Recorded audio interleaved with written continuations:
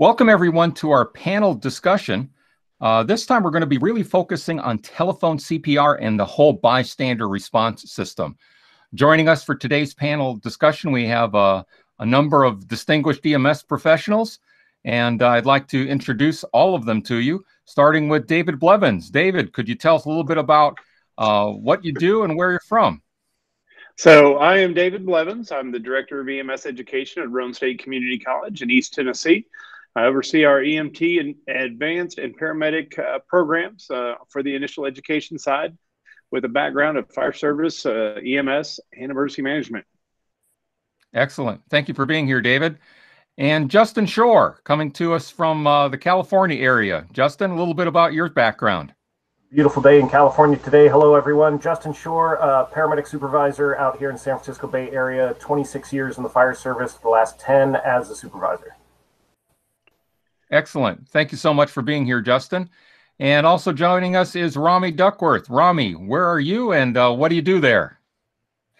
Well, I am living and working about an hour outside of New York City in Connecticut, and I am a shift commander with the Ridgefield Fire Department. I'm also their paramedic EMS coordinator, and I'm also a dispatch trainer at that same location for our fire department dispatchers. Very good. Thank you so much for being with us, Rommie.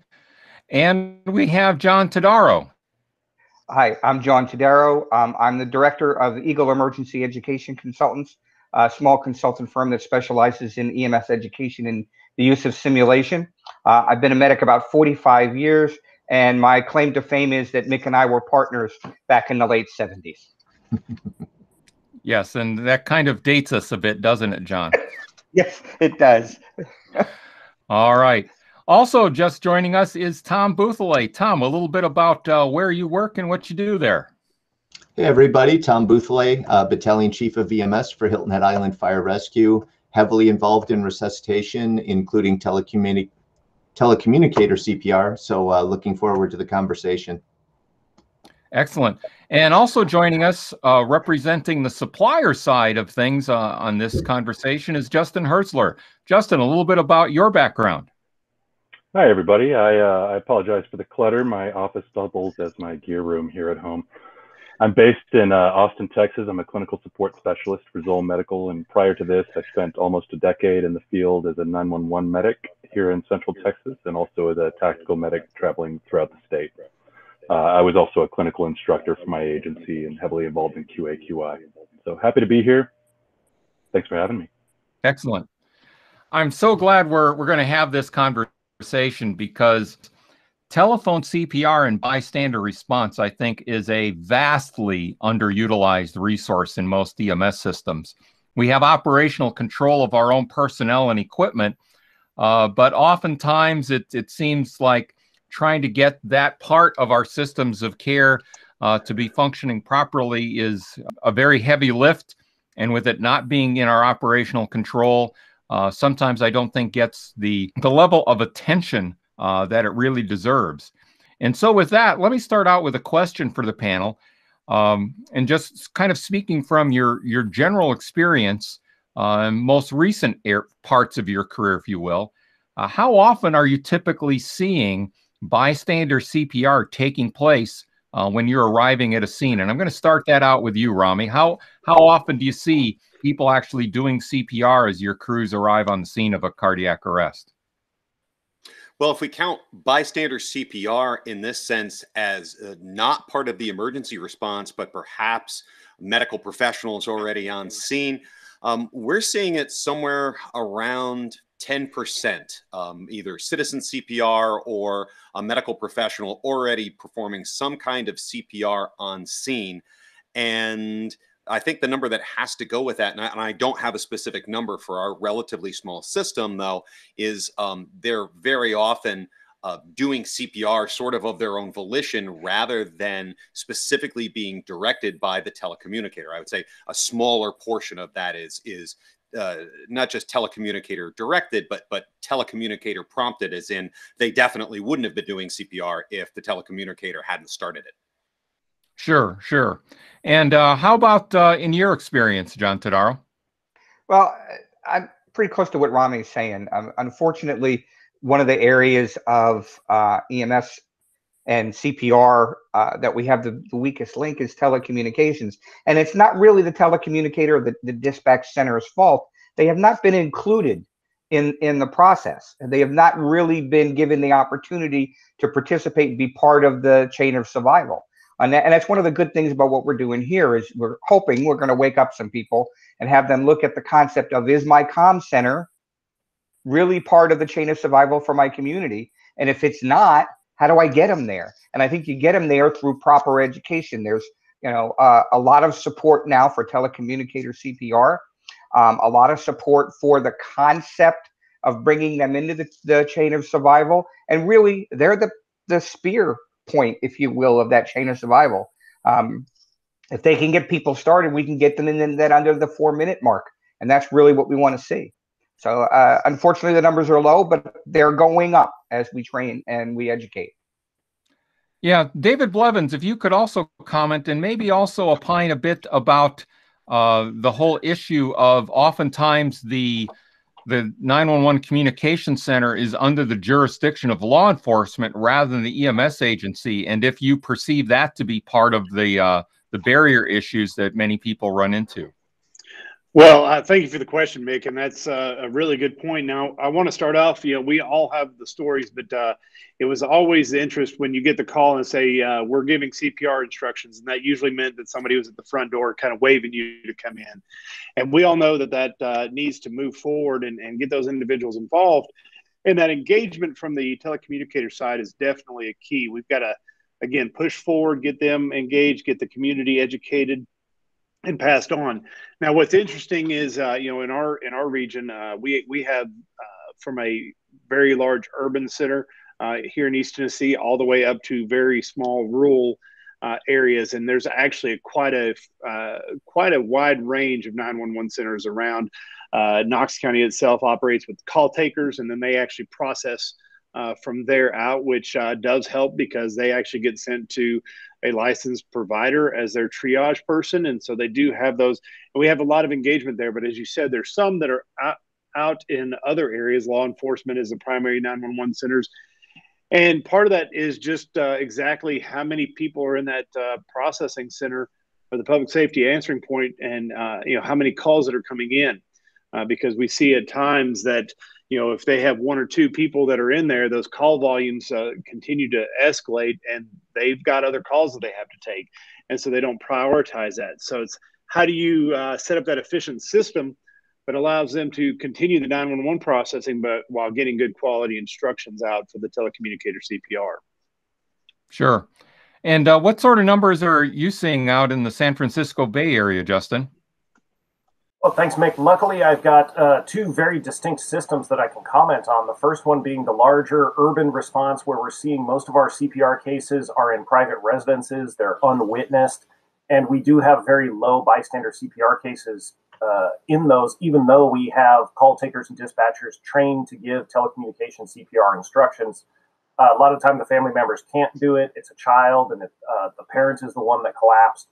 But on the flip side of that, working at one of our large metropolitan airports, where we did not have a public safety access point as the first 911 call, it would go to our police dispatchers. They were not giving CPR instructions because they did not receive the training. However, most of those resuscitations were witnessed collapses, and a lot of people traveling through the area knew how to do chest compression. So we had greater than 90% bystander CPR after a witness collapse. And as a result, the survivability was almost just as high.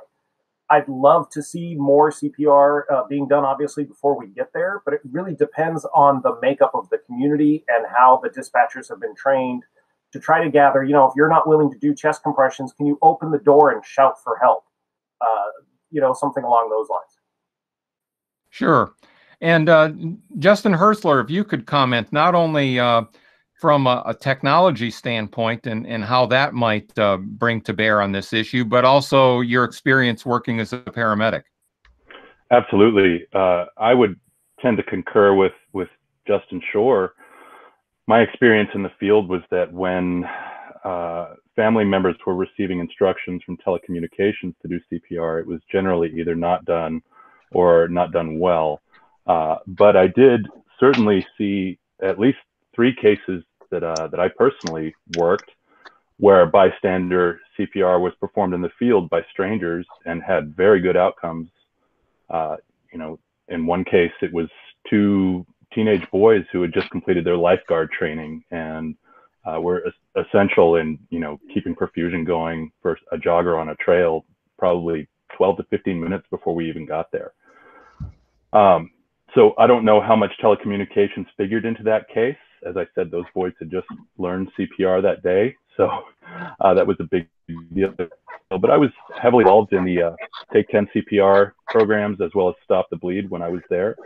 And I think that's where the foundation really is created. You know, when you're getting out in the community and training people and how to do hands-only CPR, I think that in many ways may be a much more vital aspect than even the telecommunications aspect. And where you're located, Justin, is CPR training required as part of high school curricula? It hasn't been required up until now. I believe that is changing, and it is now routinely offered in most high schools that I know of. I know that I went in and trained quite a few high school students when I was still there. Okay. And over to you, Tom. I know this is an area of particular interest for you. You know, what sort of numbers have you seen on Hilton Head Island, knowing that you've had kind of a concerted effort to try to get the general public up to speed on bystander CPR? So if you could kind of comment on what sort of baseline you had when you first started on this journey and where you are now. Our bystander CPR rate is about 60%, and that's remained pretty stable over the past 5-6 years. But what I'm getting more interested in is how contextualized that is.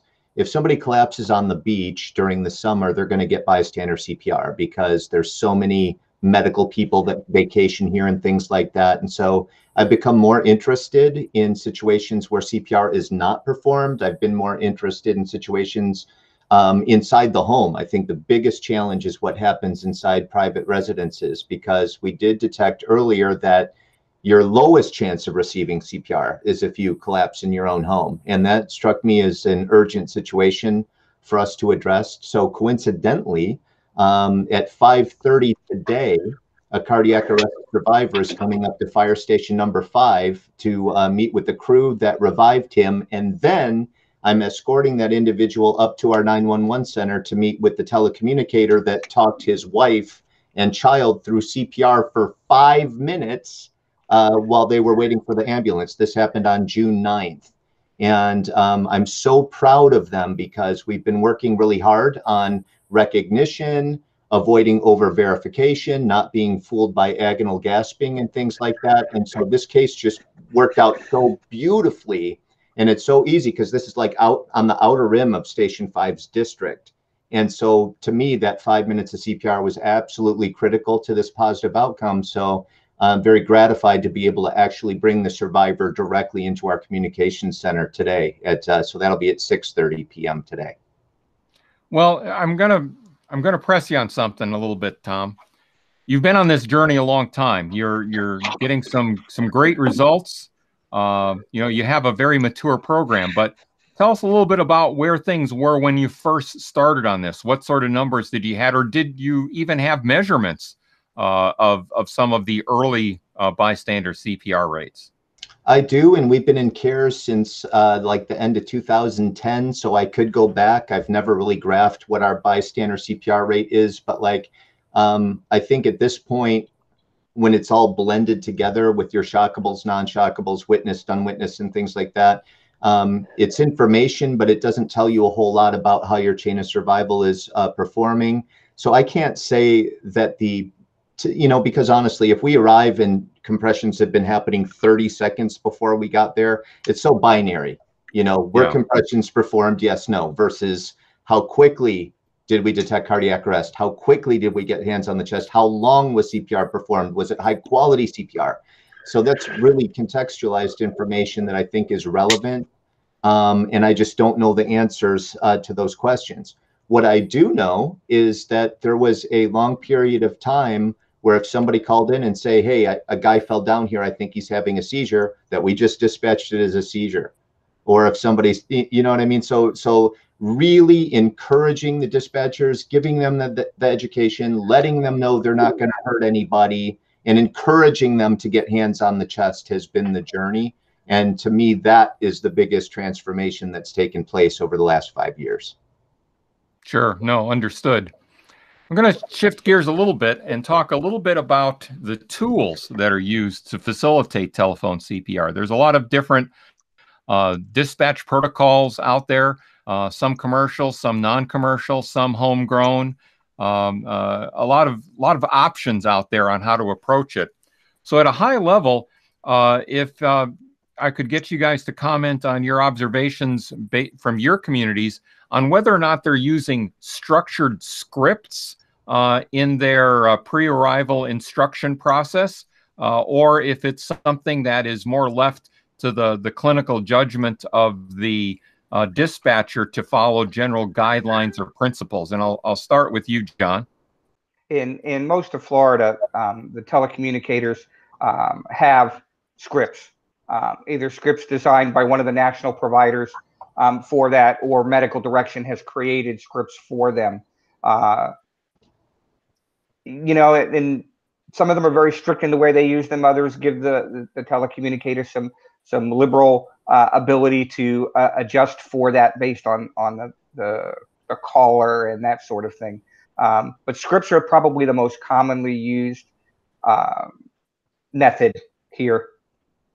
And is it your impression that they are getting reasonable data, let's say, on time from call received to time of first compression? That will truly depend on the agency, the comm center's quality improvement process, and to be honest with you, the technology and software that they have available to them that allows them to track some of that through, you know, a button push from dispatch or tape reviews. So it really does depend on what kind of software, what kind of program they're running. Yeah, indeed. Yeah, and I was looking at it more from the perspective of even sometimes when the tools are there doesn't mean they necessarily use them, which that's very frustrating. It's very true, and you know, we've talked about the need for consistent training and training to be, you know, in small blocks more frequently, and that same need is available and necessary for telecommunicators. If they don't do a lot of cardiac calls, they don't do a lot of CPR calls, they're not going to have the flow and the need to move through as quickly as they should. So there needs to be quality assurance reviews. There needs to be every 2 to 3 months. They need to be retrained and or re-educated is more appropriate, and get that skill and practice that skill. So when they get the call, they're comfortable with doing it, and it's not something that they haven't done for 6 months or, you know, whatever. And I think that's probably one of the things we don't see as much as we'd like to see, and that is that the comm centers get that kind of education. It truly depends on, do they have a quality assurance program? Do they have a medical control? Many comm centers don't even have a medical control because they're not run by EMS. They're run by a law enforcement agency or a regional emergency management agency. So there's a lot of ifs that come into that realm. But that small blocks of education frequently improves the ability for that telecommunicator to have the skill and the competency in the skill to bring that CPR to the citizen. Very good. Rommie, how about in your neighborhood? Are you seeing mostly structured approaches to the pre-arrival instruction process, or is it a little bit more left to the discretion of the individual telecommunicator following some principles or guidelines? Well, it's supposed to be definitely more scripted, and that's, again, like Florida, that's throughout the state of Connecticut. But we find that it tends to be a lot more up to the individual clinician telecommunicator. Our particular system happens to be a slightly more complex one, even though it's relatively small, in that our initial 911 call center, all of our calls go to a police department, that's a separate facility, and anything that's EMS is then rolled to our fire department. I guess you could call them call taker dispatchers. So it becomes a little bit more of a challenge for them to get the call out, just the way our structure is designed, and continue that telecommunicator CPR. And the funny thing is, I think one of the things that slows us down, that where our own people would benefit, our own telecommunicators would benefit from a more structured, very simple, very direct system to help keep them from over questioning, like Tom was mentioning before, would be to have that kind of a system set up for them. The fact that they are all experienced clinicians from the field, every one of our telecommunicators, tends them to make them try to play, you know, telephone EMT or telephone paramedic, and it really inadvertently winds up bogging down the system. Yeah, yeah. How about you, Justin Hurzeler? What's been your observation clinically, and also to the question of to what extent do you see your comm centers measuring overtly the call received to first compression time interval? Well, similar to everyone else here, I know that the comm centers that I dealt with directly were all dealing with scripted, structured responses. It's a little interesting here in Central Texas because Austin Travis County EMS has a very centralized comm center for all of Austin's response services. I was actually working for the county just north of Austin, which included at least four, municipalities within that county that each had their own comm centers, and then the county had another comm center. So if a call came in, say in one municipality, their call taker would take it and then kick the data over to the county's comm center, which would then allow for dispatch. So you've got a lot of different working parts in that scheme, and that often showed up in very delayed response, or delayed tones at least, for the units responding. So it wasn't ideal in that way, and I think everybody in that system was doing things a little bit differently. For example, to both John and Rommie's points, I think provider level has a lot to do with how effective telecommunications is with somebody who's called 911. But again, that can be both a help and potentially a hindrance, to Rommie's point. I know that Austin Travis County staffs their medical comms with paramedic level providers, whereas most of the other comm centers that I was dealing with, they weren't even necessarily certified, but only trained in CPR and then dealing with a scripted structure, as I said. So it was a very interesting and I think not ideal situation in that context. David Blevins, could I get you to comment on this point of variability that we see between systems? What's your take on the idea of having a trained field clinician doing pre-arrival instructions with the benefit of their clinical background versus someone who is trained primarily as a emergency medical dispatcher that is their primary and sole clinical focus, without some of those potential distractions of approach that a field career would provide? What's your take on that? So I take a look at this very similar to a double-edged sword, because there are times where the scripted setup is actually better when you have no background. They're looking for very specific things, and they're able to say, hey, just do this, this, and this. Where you get that overzealous, maybe backgrounded individual that knows, and they're looking and expecting very specific things, and they may not get that from the lay rescuer. So it's very much a balance, but the thing that the background is going to give you in that instance is an opportunity to understand the environment that they're in and really understand the emotions that go into there and be able to provide that calming, where somebody that doesn't have the background is going to take a look and their emotional side is going to be a little bit more elevated. And they may miss a step or something like that. That may be one of those critical aspects. So in this, like I said, very much a double-edged sword.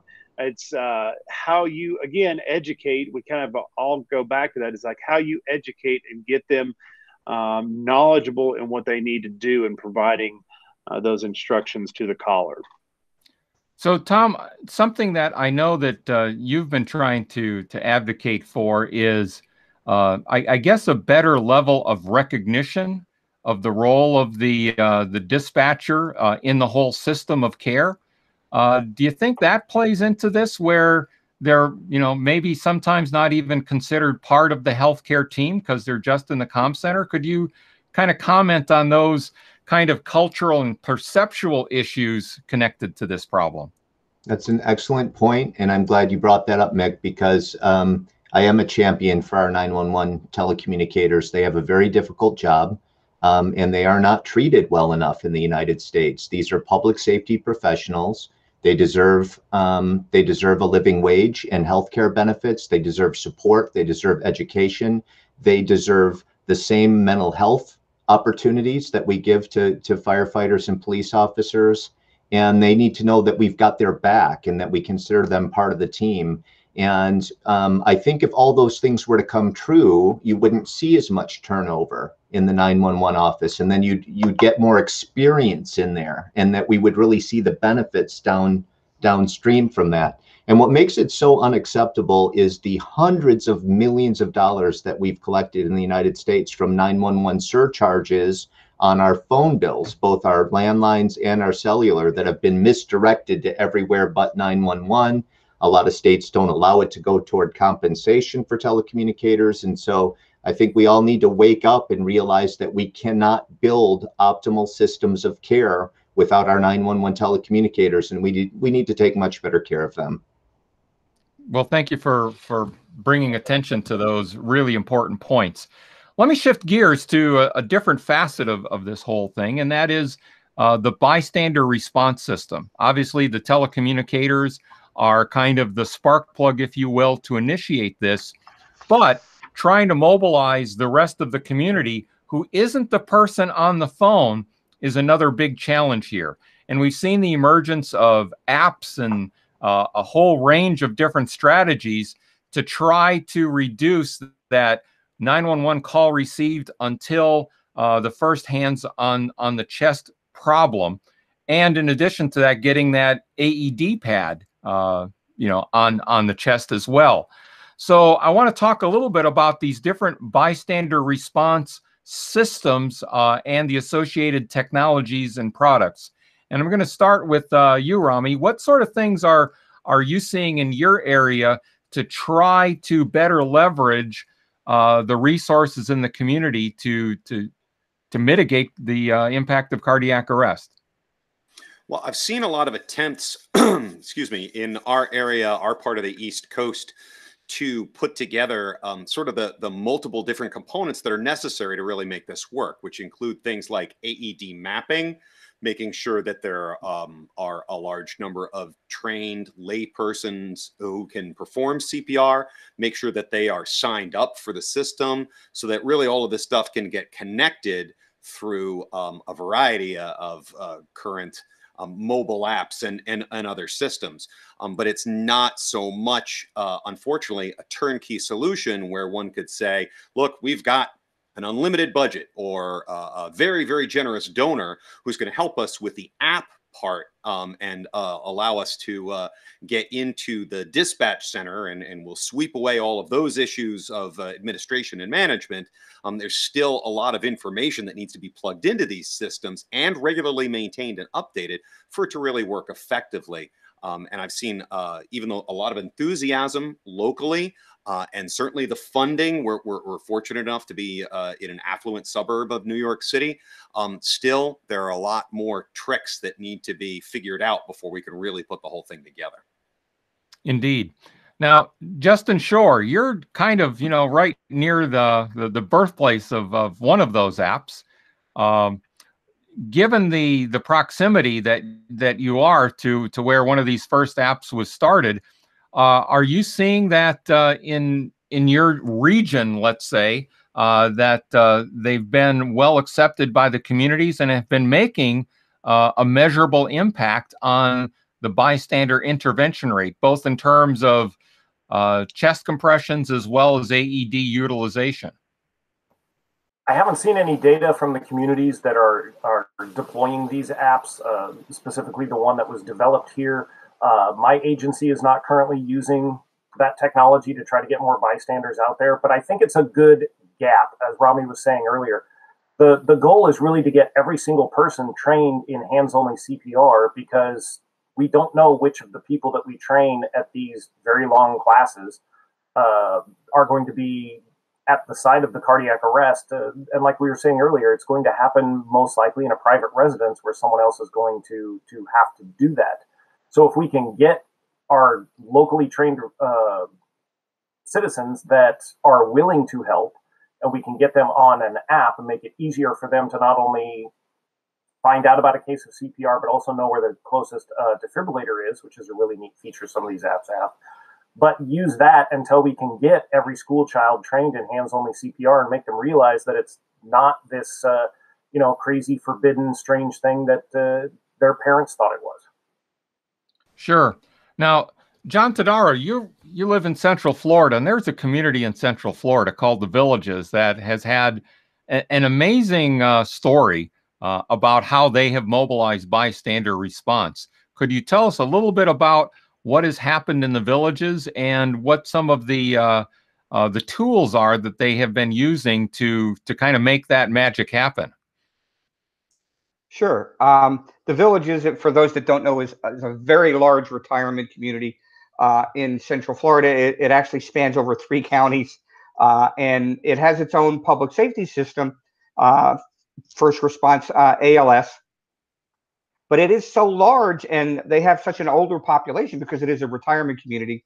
They needed something to help them with their civilian CPR program, and they had a champion in the community who decided to help the department by forming a nonprofit foundation to help raise funds to buy AEDs and to train the population in the Villages in CPR and AED use.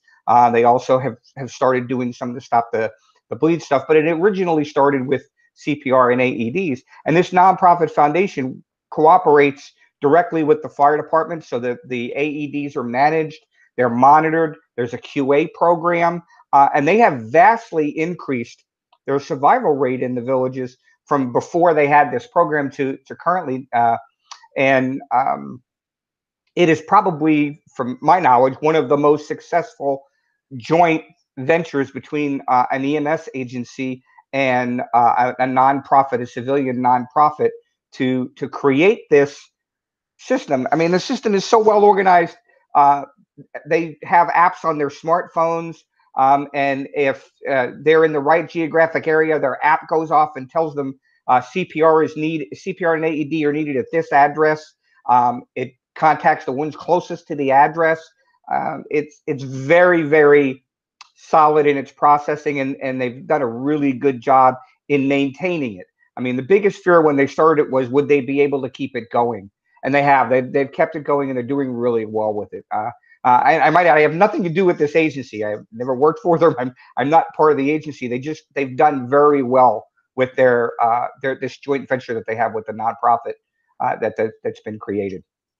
Sure. So one of the gaps that has been observed with these apps is it mobilizes the public on the scene of a presumed cardiac arrest or possible cardiac arrest if it's in a public location. But we know that most cardiac arrests are going to occur in private residences.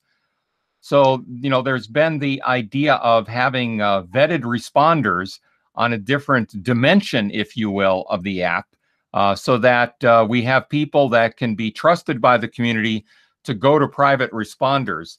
If I could get you to comment on that a little bit, because you've got a robust system in place in Hilton Head, and to what extent have you utilized this vetted response element, if at all, in your community? And do you see the potential to expand the scope of who's vetted? Typically, in my understanding, is it's off-duty fire and EMS personnel for the most part. But is there a way to incorporate other healthcare professionals, municipal employees? How might you see that play out, both in terms of your experience already in Hilton Head and where you might like to see this go in the future?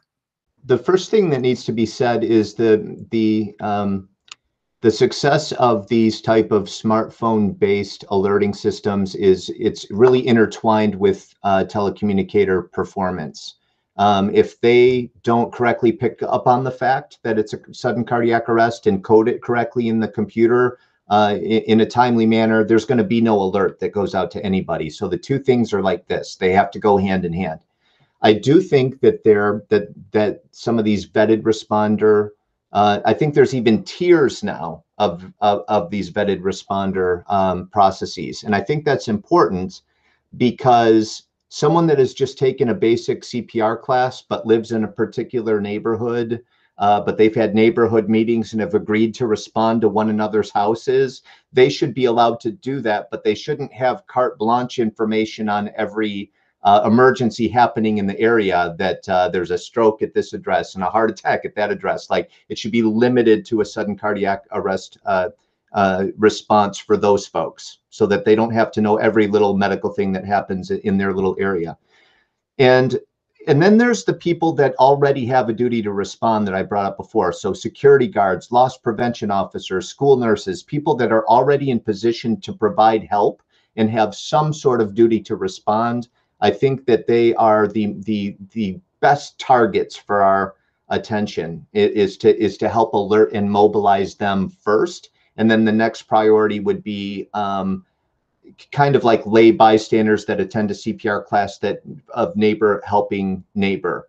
And the last thing that I would say is I think what we need to do is go from this, like, as the crow flies, like the emergencies here, and we're doing a radius around that, and that radius could be going into some other neighborhood, it could be going into some other apartment complex, that we need a contextualized response future, a true smart geo-fenced, like, these alerts go off to these people in this geo-fenced area, as opposed to like what right now seems a little bit ham-handed, that we're just drawing a concentric circle whether or not it makes sense around this response. What I would prefer to see in the future is very specific people being alerted in a very specific geo-fenced area, and we interact with them in a very contextualized way.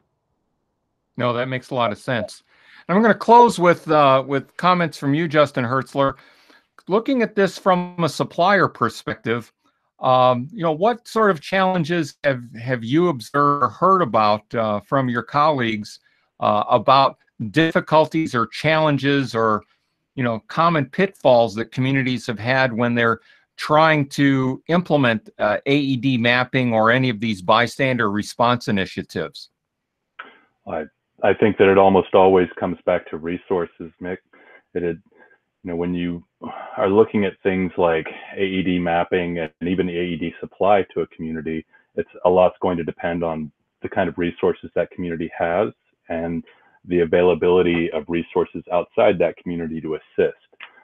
So whether it's a company who donates certain numbers of AEDs, things like that, or different funds that may provide grants for ongoing training for the community. Those are the things we really need the most. And I think that beyond that, there's, of course, for any administration in any area, there are going to be logistical issues to trying to train your community in bystander CPR. And the more those issues are grappled with and overcome, I think the better off we'll all be. I think one other important thing to maybe remember in this case, not to appeal to the mercenary side, but from an administrative point of view, when you do have an initiative going out to the community and training citizens and bystander CPR and all of that, it's only going to increase the community's connection with your agency, and in the long run, perhaps even affect your funding in a good way. Yeah, very, very salient points.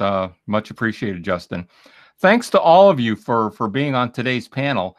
I think the people watching this panel are going to come away with, I think, some excellent thought-provoking ideas that they need to have in mind when they're considering their purchases and their investments in telephone CPR programs, not just the software, but all of the associated training and cultural issues connected to this, as well as what some of the options are and different ways to skin the cat of mobilizing community resources for bystander response. So thanks so much to all of you for participating on this panel. And we'll be going back to the live feed in just a few moments. We'd love to hear your questions and comments on this topic as well.